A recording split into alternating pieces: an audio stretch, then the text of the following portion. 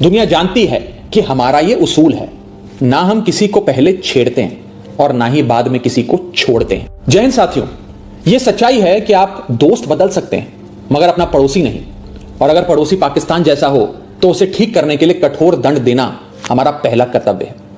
आज भारत सिर्फ पाकिस्तान नहीं बल्कि क्रूरता, बर्बरता और आतंकी मानसिकता के खिलाफ एक जंग लड़ रहा है। हमारी सेना जिस अद्भुत वीरता और शौर्य से लड़ रही है उससे साफ है कि इस बार आतंकवाद का खात्मा होकर रहेगा। बस हम सबको अपने अपने ईश्वर, अपने अपने भगवान से सैनिकों की सलामती की दुआ करनी है, प्रार्थना करनी है और उनके परिवारों के साथ खड़े होकर उनका साहस और मनोबल बढ़ाना है।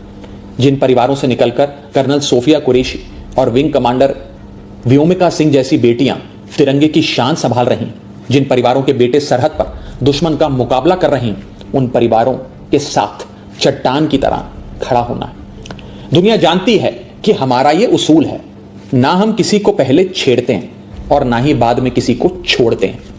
22 अप्रैल को पहलगाम में पाकिस्तानी आतंकियों ने जिस कायरता और क्रूरता से हमारे निहत्थे लोगों की हत्या की थी, वो मानवता के इतिहास पर एक कलंक की तरह है। सो हमने भी अपने बहनों के सिंदूर का बदला ऑपरेशन सिंदूर की पहली इंस्टॉलमेंट से ले लिया, मगर पाकिस्तान अपनी गलती मानने की बजाय भारत को ही आंख दिखाने लगा। उसने अपनी गलती स्वीकारने की जगह सीमा पर हमारे बेकसूर नागरिकों को और बच्चों को निशाना बनाने का आपराधिक प्रयास किया। वो भूल गया कि भारत जहां बुद्ध की धरती है, वहां अर्जुन और भीम जैसे महान योद्धाओं की भी। भारत अगर गांधी का वंशज है तो भगत सिंह और चंद्रशेखर आजाद जैसे वीरों का भी। और इसलिए अब भारत की तीनों सेनाएं पूरी ताकत से बता रही हैं कि भारत पाकिस्तान का बाप है और बाप बाप होता है। हमारी मिसाइलें, हमारे विमान पाकिस्तान की छाती पर गरज रहे हैं। हमारा एयर डिफेंस सिस्टम पाकिस्तान की मिसाइलों और ड्रोन्स को मच्छर की तरह मसल कर मार रहा है। जिन आतंकवादियों ने रहम की भीख मांग रही माताओं के सामने उनके कलेजे के टुकड़े को छीना था, जिन आतंकवादियों ने पुलवामा से लेकर उरी तक हमारे लोगों पर नापाक नजर डाली थी, जिन आतंकवादियों ने 2008 में मुंबई में हमारे सैकड़ों निहत्थों और बेकसूर लोगों की बलि ली थी, जिन आतंकवादियों ने 2001 में हमारे लोकतंत्र के मंदिर इंडियन पार्लियामेंट पर घिनौना हमला किया था, जिन आतंकवादियों ने 1993 में हमारी आर्थिक राजधानी मुंबई को सीरियल ब्लास्ट से दहला दिया था, हमारी सेना उन आतंकवादियों को और उनकी नफरत की मानसिकता को पूरी ताकत से दफनाने में जुटी है। बस हम सबको आपस में एक रहना है। मुसीबत में देश की कमजोरी नहीं बल्कि ताकत बनना है। हम किसी भी धर्म, किसी भी जाति या किसी भी राजनीतिक दल से जुड़े हैं, किसी भी नेता को फॉलो करते हैं, इससे ज्यादा महत्वपूर्ण बात यह है कि हम सब हिंदुस्तानी हैं। We are all Indians.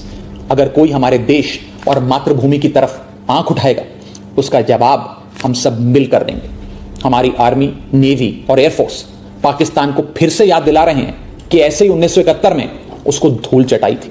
ऐसे ही पाकिस्तान के 90,000 से अधिक सैनिकों को घुटनों पर लाकर भारत ने नया बांग्लादेश बनाया था।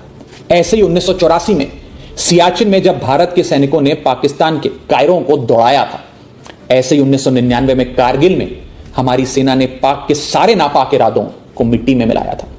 मगर पाकिस्तान की मेमोरी लगता है कमजोर है, इसलिए समय समय पर याद दिलाना पड़ता है। जो देश 24 घंटे 365 दिन पूरी दुनिया के सामने भीख का कटोरा लेकर खड़ा रहता है, जो देश अपने बच्चों के हिस्से का दूध आतंकियों को पिलाता है, उसका फन कुचलने का इस बार इरादा हर हिंदुस्तानी ने ठान लिया है।